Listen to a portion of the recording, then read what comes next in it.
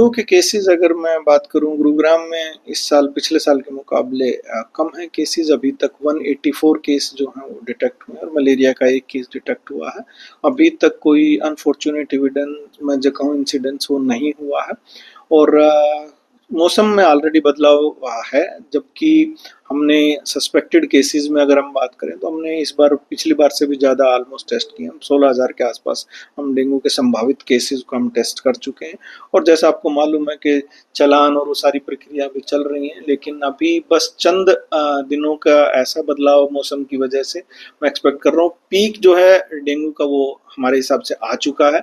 Now it is time for the decline phase, लेकिन बहुत सावधान रहने की ज़रूरत है। उसका एक मुख्य कारण ये है, यूजुअली जो डेंगू शॉक सिंड्रोम या डेंगू हेमरेजिक फीवर जो होता है वो यूजुअली सेकंड एक्सपोजर में ज़्यादा होता है। यदि पहले आपको रहा है उसके बाद दोबारा यदि आप इन्फेक्ट होते हैं तो ये ज़्यादा कॉम्प्लिकेटेड केसेस होने के चांसेस रहते हैं। इसलिए सावधानी अभी भी बरतने की ज़रूरत है, जो हम पहले भी आपको बता चुके हैं कि सुबह शाम अब मौसम में भी बदलाव है तो पूरी बाजू के वस्त्र पहने, और ख़ास करके शाम के समय जब आप अपने घरों पर जाली या अन्य जो है दरवाज़ा लगा कर रखें ताकि मच्छरों का प्रवेश इस समय नहीं हो।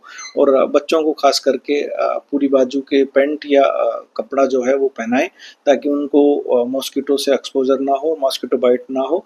आने वाले दिनों में आप जो है पोल्यूशन के साथ साथ ये भी दोनों चीज़ों में आपका इफेक्टिव रहेगा यदि आप अपने घर में पर्टिकुलरली या सुबह शाम जो है जो आप सैर करते हैं या जाते हैं फॉर द टाइम बिंग वो अवॉइड करें, क्योंकि पोल्यूशन के साथ साथ मॉस्किटो बाइट के मैक्सिमम चांसेस इसी समय होते हैं। तो डेंगू मुझे एक्सपेक्टेड है कि नवंबर सेकंड वीक ऑनवर्ड्स इसका डिक्लाइन फेज स्टार्ट हो जाएगा और आने वाले दिनों में सिर्फ जो है संभावित केसेस में काफ़ी घटोती हो जाएगी। डेंगू के केसेस अगर मैं बात करूं, गुरुग्राम में इस साल पिछले साल के मुकाबले कम है केसेस। अभी तक 184 केस जो हैं वो डिटेक्ट हुए और मलेरिया का एक केस डिटेक्ट हुआ है। अभी तक कोई अनफॉर्चुनेट एविडेंस मैं जो कहूँ इंसिडेंट्स वो नहीं हुआ है। और मौसम में ऑलरेडी बदलाव हुआ है, जबकि हमने सस्पेक्टेड केसेस में अगर हम बात करें तो हमने इस बार पिछली बार से भी ज़्यादा ऑलमोस्ट टेस्ट किए। हम 16,000 के आसपास हम डेंगू के संभावित केसेस को हम टेस्ट कर चुके हैं। और जैसा आपको मालूम है कि चालान और वो सारी प्रक्रिया भी चल रही हैं, लेकिन अभी बस चंद दिनों का ऐसा बदलाव मौसम की वजह से मैं एक्सपेक्ट कर रहा हूँ। पीक जो है डेंगू का वो हमारे हिसाब से आ चुका है।